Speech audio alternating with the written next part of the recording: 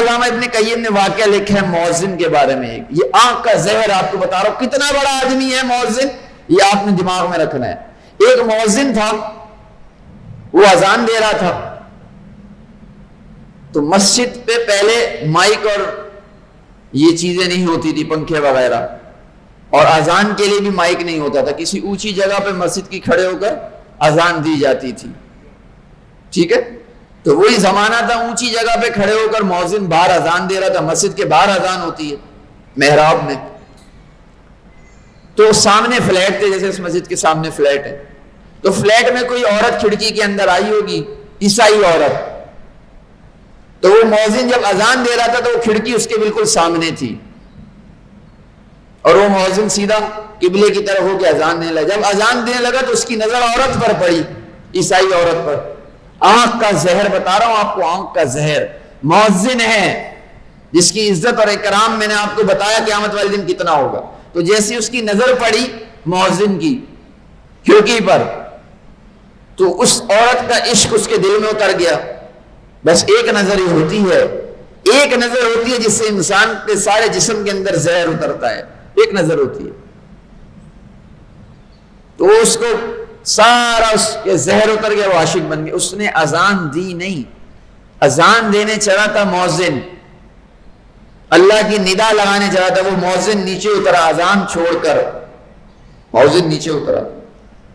جب مؤذن اذان دے کر نیچے اترا, مسجد چھوڑ کے گھر گیا, اس عورت کے گھر جا کے گھنٹی کٹکھٹائی. وہاں سے اس عورت کا والد نکلا. اس نے کہا کیا کام ہے؟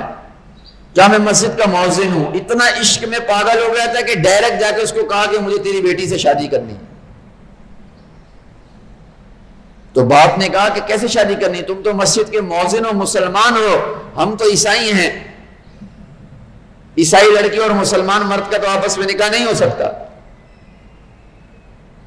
اس نے کہا مجھے کچھ نہیں پتا, مجھے نکاح کرنا ہے, مجھے شادی کرنی ہے آپ کی بیٹی سے. تو اس نے کہا ٹھیک ہے, تم عیسائی ہو جاؤ, میں اپنی بیٹی کا تمہیں نکاح کر دوں گا تمہارے ساتھ. مؤذن اسی وقت اس نے کہا ٹھیک ہے, آج سے میں عیسائی ہوتا ہوں, نعوذ باللہ, آج سے میں عیسائی ہوتا ہوں. اذان دینے چڑھا تھا, اللہ کی ندا لگانے چڑھا تھا, نماز کی طرف بلانے چڑھا تھا, محمد رسول اللہ صلی اللہ علیہ وسلم کی گواہی دینے چڑھا تھا, اور عیسائی بن گیا عورت کے لیے. جب عیسائی ہو گیا, اس عورت کا نکاح اس سے ہو گیا. بس جب مل جاتی ہے عورت تو بس ختم. پھر جب نعمت مل جاتی ہے نا, تو بس پھر وہ عورت آگے آگے ہوتی ہے, یہ پہلے پیچھے پیچھے بھاگتا ہے. جب شادی ہو جاتی ہے, عورت مل جاتی ہے, تو عورت پیچھے پیچھے بھاگتی ہے, یہ آگے آگے بھاگتا ہے.